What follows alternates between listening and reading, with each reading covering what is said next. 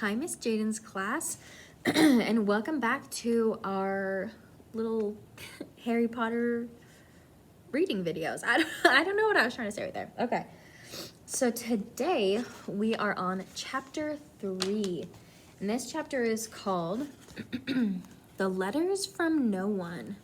And look at that. You guys see all of those letters? What does it look like they're coming out of? You guys know what this is? A fireplace. Do letters normally come out of the fireplace? No? Well, let's find out why they are. Okay. The escape of the Brazilian boa constrictor earned Harry his longest ever punishment. By the time he was allowed out of his cupboard again, the summer holidays had started, and Dudley had already broken his new video camera, crashed his remote control airplane, and first time out on his racing bike, knocked down old Mrs. Fig as she crossed Privet Drive on her crutches. Harry was glad school was over, but there was no escaping Dudley's gang, who visited the house every single day. Piers, Dennis, Malcolm, and Gordon were all big and stupid, but as Dudley was the biggest and stupidest of the lot, he was the leader. The rest of them were all quite happy to join in Dudley's favorite sport, Harry hunting. This was why Harry spent as much time as possible out of the house, wandering around and thinking about the end of the holidays, where he could see a tiny ray of hope.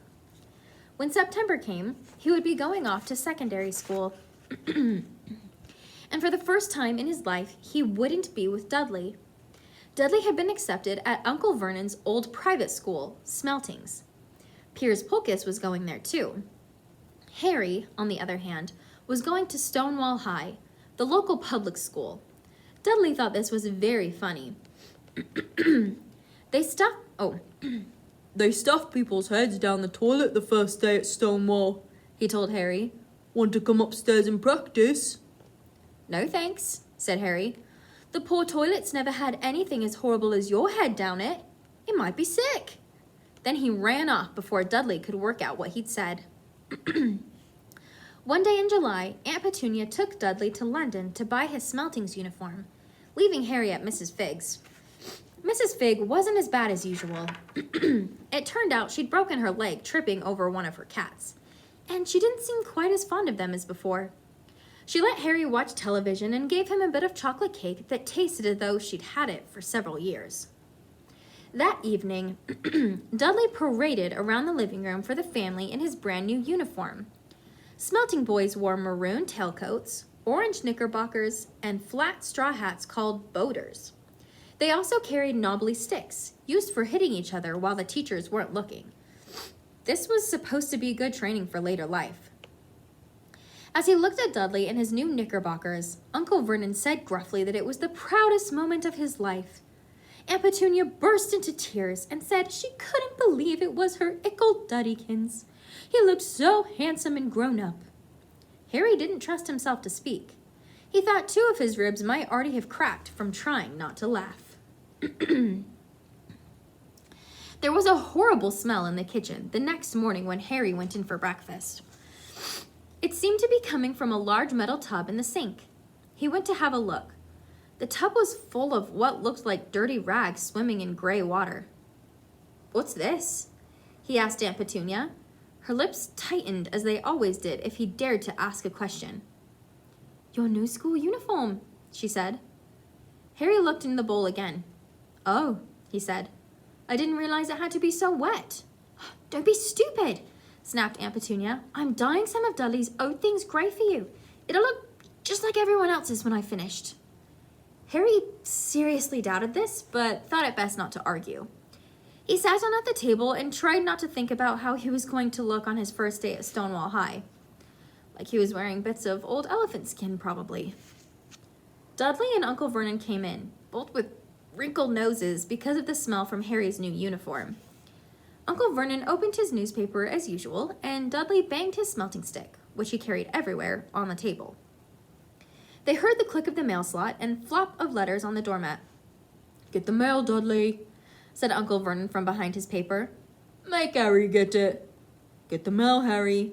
Make Dudley get it. Poke him with your smelting stick, Dudley. Harry dodged the smelting stick and went to get the mail. 3 things lay on the doormat. A postcard from Uncle Vernon's sister, who was vacationing on the Isle of Wight, a brown envelope that looked like a bill, and a letter for Harry. Harry picked it up and stared at it, his heart twanging like a giant elastic bag. No one, ever, in his whole life had written to him. Who would? He had no friends, no other relatives. He didn't belong to the library, so he never even got rude notes asking for books back. Yet here it was, a letter, addressed so plainly there could be no mistake. Mr. H. Potter, the cupboard under the stairs, 4 Privet Drive, Little Winning, Surrey. The envelope was thick and heavy, made of yellowish parchment, and the address was written in emerald green ink. There was no stamp. Turning the envelope over, his hand trembling, Harry saw a purple wax seal bearing a coat of arms. A lion, an eagle, a badger, and a snake, surrounding a large letter H. "Hurry up, boy!" shouted Uncle Vernon from the kitchen. "What are you doing? Checking for letter bombs?" He chuckled at his own joke. Harry went back to the kitchen, still staring at his letter. He handed Uncle Vernon the bill and the postcard, sat down, and slowly began to open the yellow envelope. Uncle Vernon ripped open the bill, snorted in disgust, and flipped over the postcard. "Marge is ill," he informed Aunt Petunia. "Ate a funny whelk." "Dad," said Dudley suddenly. "Dad, Harry's got something." Harry was on the point of unfolding his letter, which was written on the same heavy parchment as the envelope, when it was jerked sharply out of his hand by Uncle Vernon. "That's mine," said Harry, trying to snatch it back. "Sorry, guys." "Who be writing to you?" sneered Uncle Vernon, shaking the letter open with one hand and glancing at it. His face went from red to green faster than a set of traffic lights. And it didn't stop there. Within seconds, it was the grayish white of old porridge. "Petunia," he gasped. Dudley tried to grab the letter to read it, but Uncle Vernon held it high out of his reach. Aunt Petunia took it curiously and read the first line. For a moment, it looked as though she might faint. She clutched her throat and made a choking noise. "Vernon? Oh my goodness, Vernon!" They stared at each other, seemed to have forgotten that Harry and Dudley were still in the room. Dudley wasn't used to being ignored. He gave his father a sharp tap on the head with his smelting stick. "I want to read that letter," he said loudly. "I want to read it," said Harry furiously, "as it's mine." "Get out, both of you!" croaked Uncle Vernon, stuffing the letter back inside its envelope. Harry didn't move. "I want my letter!" he shouted. "Let me see it!" demanded Dudley. "Out!" roared Uncle Vernon, and he took both Harry and Dudley by the scruffs of their necks and threw them into the hall, slamming the kitchen door behind them. Harry and Dudley promptly had a furious but silent fight over who would listen at the keyhole. Dudley won, so Harry, his glasses dangling from one ear, lay flat on his stomach to listen at the crack between the door and floor. "Vernon," Aunt Petunia was saying in a quivering voice, "look at the address. How could they possibly know where he sleeps? You don't think they're watching the house?" "Watching, spying, might be following us," muttered Uncle Vernon wildly. "What shall we do, Vernon? Shall we write back? Tell them we don't want—" Harry could see Uncle Vernon's shiny black shoes pacing up and down the kitchen. "No," he said finally. "No, we'll ignore it. If they don't get an answer, yes, that's best. We won't do anything." "But—" "I'm not having one in the house, Petunia. Didn't we swear when we took him in we'd stomp out that dangerous nonsense?" That evening, when he got back from work, Uncle Vernon did something he'd never done before. He visited Harry in his cupboard. "Where's my letter?" said Harry, the moment Uncle Vernon had squeezed through the door. "Who's writing to me?" "No one. It was addressed to you by mistake," said Uncle Vernon shortly. "I have burned it." "It was not a mistake," said Harry angrily. "It had my cupboard on it." "Silence!" yelled Uncle Vernon, and a couple of spiders fell from the ceiling. He took a few deep breaths.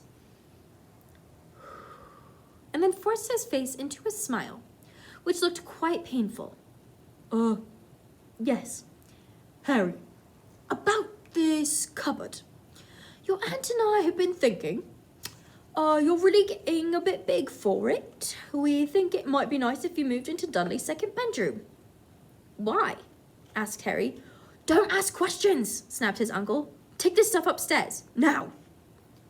The Dursleys' house had 4 bedrooms, one for Uncle Vernon and Aunt Petunia, one for visitors, where Uncle Vernon's sister, Marge, usually Uncle Vernon's sister, Marge, one where Dudley slept, and one where Dudley kept all the toys and things that wouldn't fit into his first bedroom.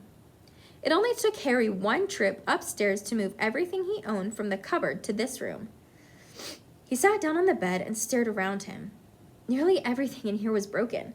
The month-old video camera was lying on top of a small working tank Dudley had once driven over the next-door neighbor's dog. In the corner was Dudley's first-ever television set, which he'd put his foot through when his favorite program had been canceled. There was a large bird cage, which once held a parrot that Dudley had swapped at school for a real air rifle, which was up on a shelf with the end all bent because Dudley had sat on it. Other shelves were full of books. They were the only things in the room that looked as though they'd never been touched. From downstairs came the sound of Dudley bawling at his mother. I don't want him in there. I need that room. Make him get out. Harry sighed and stretched out on the bed. Yesterday, he'd have given anything to be up here. Today, he'd rather be back in his cupboard with that letter than up here without it. Next morning at breakfast, everyone was rather quiet. Dudley was in shock. He'd screamed, whacked his father with his smelting stick, been sick on purpose, kicked his mother, thrown his tortoise through the greenhouse roof, and he still didn't have his room back.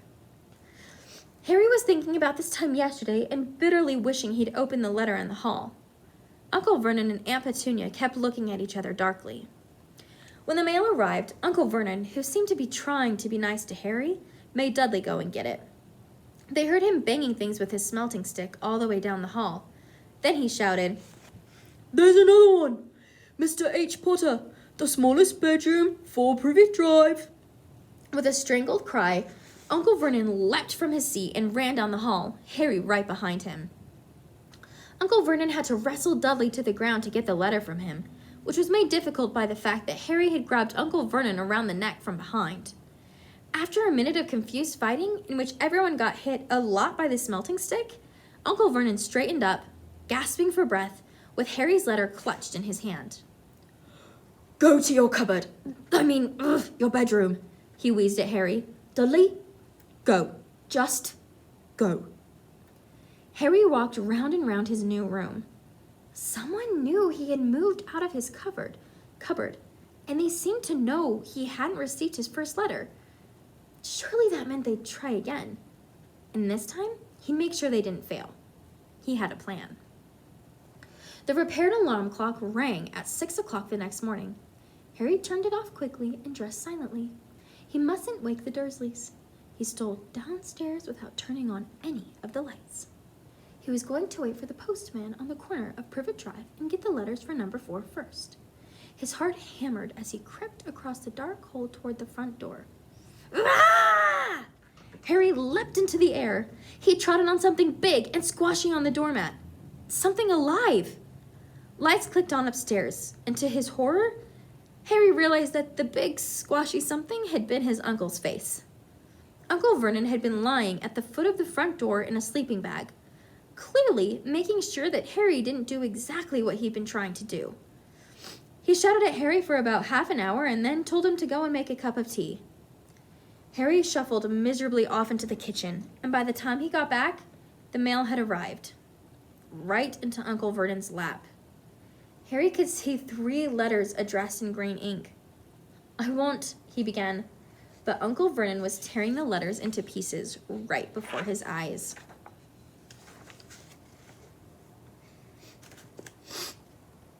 Uncle Vernon didn't go to work that day. He stayed at home and nailed up the mail slot. See? He explained to Aunt Petunia through a mouthful of nails. If they can't deliver them, they'll just give up. I'm not sure that'll work, Vernon. Oh, these people's minds work in strange ways, Petunia. They're not like you and me, said Uncle Vernon, trying to knock in a nail with a piece of fruitcake Aunt Petunia had just brought him.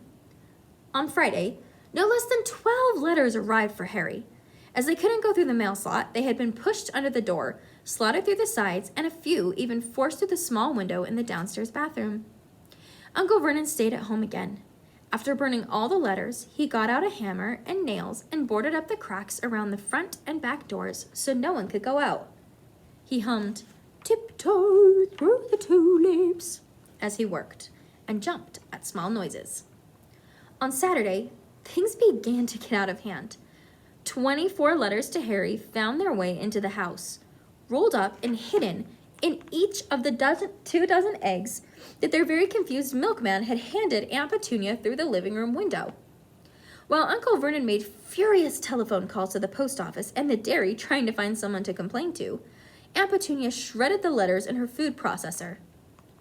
"Who on earth wants to talk to you this badly?" Dudley asked Harry in amazement.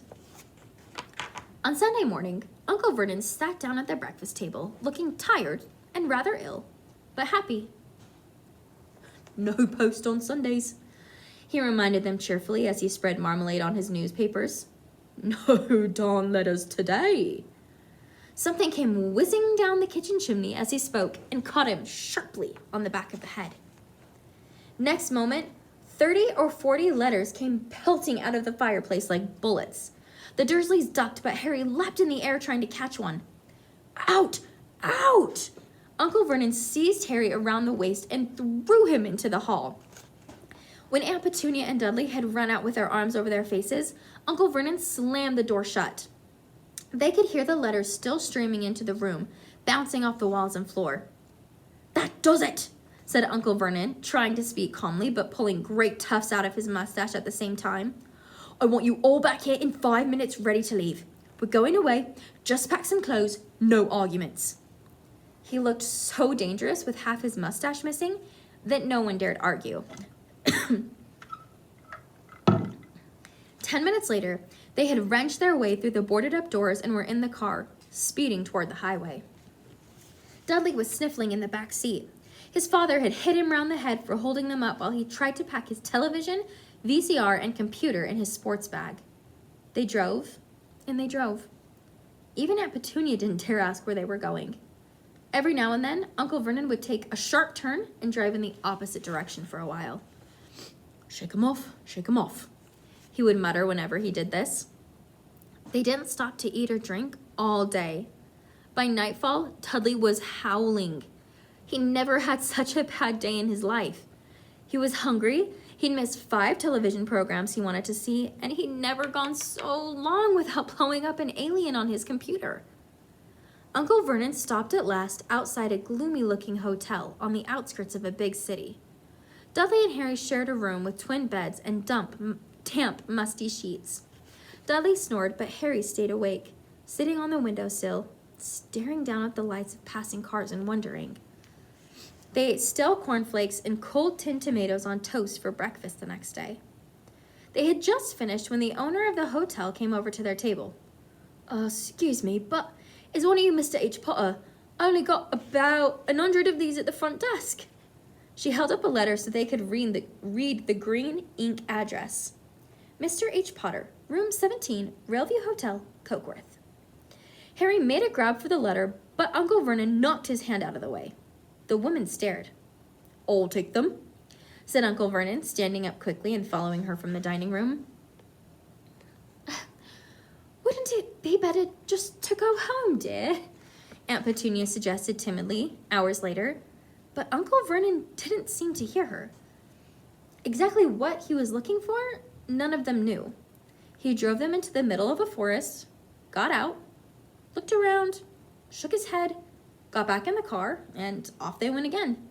The same thing happened in the middle of a plowed field, halfway across a suspension bridge, and at the top of a multi-level parking garage. "Daddy's gone mad, hasn't he?" Dudley asked Aunt Petunia dully late that afternoon. Uncle Vernon had parked at the coast, locked them all inside the car, and disappeared. It started to rain. Great drops beat on the roof of the car. Dudley sniveled. It's Monday, he told his mother. The great Umberto's on tonight. I want to stay somewhere with a television. Monday. This reminded Harry of something. If it was Monday, and you could usually count on Dudley to know the days of the week because of television, then tomorrow, Tuesday, was Harry's 11th birthday.